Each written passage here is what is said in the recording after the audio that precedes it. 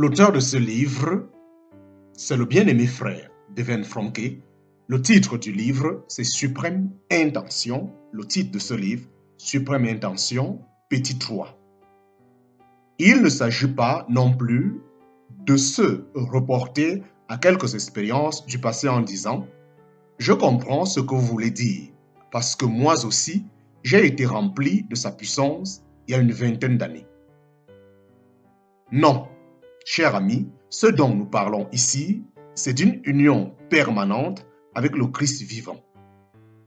C'est continuellement qu'il demeure en nous et manifeste à travers nous sa puissante énergie de résurrection pour l'accomplissement de l'intention du Père. Cette union de vie ne serait efficace que si nous vivons pour lui. Cette union de vie ne serait efficace que si nous vivons pour lui. Il y aurait encore beaucoup à dire là-dessus, mais nous devons passer à autre chose et examiner maintenant. La vie du trône. La vie du trône. Ce qu'il nous faut avant tout, c'est d'être au clair sur l'objectif et l'étendue de cette vie du trône. Nous sommes non seulement vivifiés, en parenthèse, par sa vie de résurrection, mais il nous a ressuscités ensemble et fait asseoir ensemble dans les lieux célestes en Jésus-Christ. Mais il nous a ressuscités ensemble et fait asseoir ensemble dans les lieux célestes en Jésus-Christ. En parenthèse, Éphésiens chapitre 2, verset 6. C'est dans ce cadre, les textes en font foi. C'est dans ce cadre, les textes en font foi que cette vie jouit d'une autorité de fait sur les principautés et les puissances de ténèbres.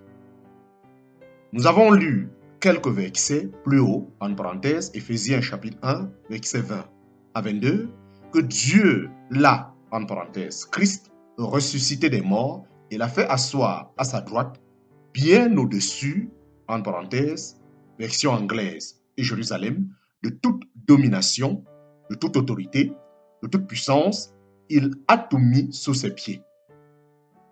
Oui, le mandat original que l'homme avait reçu de Dieu était de dominer sur le monde dans lequel il avait été placé. Après la chute, cette autorité échut à Satan. Dès ce jour-là, il a été le prince de ce monde, sous l'empire duquel se trouve la race humaine tout entière. Mais au calvaire, Dieu soit béni, le Seigneur Jésus a finalement et pour toujours détruit la puissance de ce royaume de ténèbres. Et comme la puissance du péché a été détruite pour ceux qui sont en Christ, de même, la souveraineté perdue par Adam a été retrouvée en Christ. Nous sommes ainsi amenés, encore une fois, à plus forte raison, dans Romains chapitre 5, verset 17. Paul déclare maintenant, à plus forte raison, régneront-ils dans la vie par Jésus-Christ lui seul. À plus forte raison, régneront-ils dans la vie par Jésus-Christ lui seul.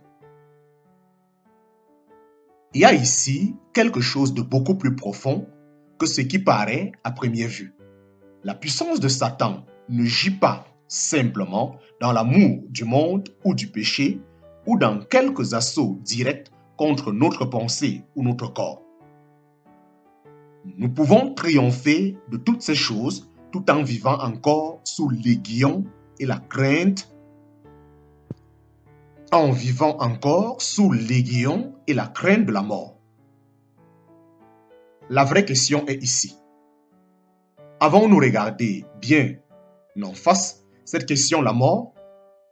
Aussi longtemps que nous aimons encore notre vie, en parenthèse, Jean chapitre 12, verset 25, nous sommes encore les victimes de la dernière arme de l'ennemi, la mort.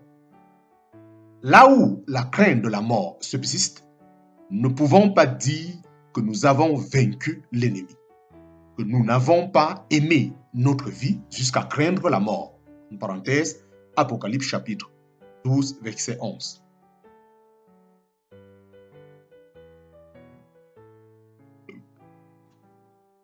Un exemple vous fera mieux comprendre à quoi nous voulons en venir. Un exemple vous ferait mieux comprendre à quoi nous voulons en venir. Un indigène parlait avec son missionnaire. Son frère, chef de la tribu, venait d'être empoisonné parce qu'il était chrétien. Cette tribu païenne, qui ne comptait pas même une douzaine de croyants, avait appris par expérience que les chefs chrétiens n'avaient pas leur pareil comme chef. As-tu envisagé d'occuper la fonction de chef de la tribu? Demanda le missionnaire. Oui, répondit l'homme. J'ai prié à ce sujet et je crois que je dois accepter cette responsabilité. Mais as-tu songé au risque que cela comporte pour toi? Ton frère a été empoisonné simplement parce qu'il était chrétien. Oui, je sais cela. Je ne sais pas quel jour je serai empoisonné, mais quelle merveilleuse occasion de servir ces gens. Renonçant à tout ce qu'il avait, même à la vie, il accepta la position de chef. Ne pas aimer sa vie, en parenthèse, jusqu'à envisager la mort, c'était le moyen par lequel Dieu voulait réaliser par lui son dessein suprême. Ainsi qu'il advint au Seigneur Jésus, ainsi en était-il pour ceux qui s'identifient avec la vie du trône, qui est la sienne. La mort a été dépouillée de son aiguillon. La mort a été dépouillée de son aiguillon. Mais il y a plus. Nous devons être prêts à donner notre vie pour les autres. C'est cela la vie du trône. C'est cela la vie du trône. Que le diable médite le pire, qu'importe. La mort, virtuellement, nous y sommes déjà dans la mort. Mais en réalité, c'est dans la vie que nous sommes, la vie du trône. Voyons enfin sa vie productive. Voyons enfin sa vie productive. Voyons enfin sa vie productive. C'est la vie qui crée.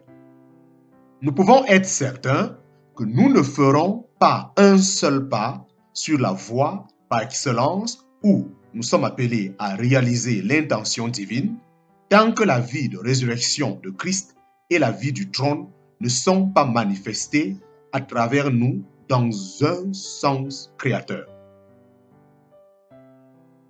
Qu'ils sont rares les chrétiens qui ont découvert le plan de Dieu pour leur vie. Qu'ils sont rares ceux qui se sont livrés sans réserve au dessein en vue duquel Dieu les a placés dans ce monde. Notre activité chrétienne n'est qu'un semblant d'œuvre de Dieu. Nous tenons réunion sur réunion et donnons de nombreux messages.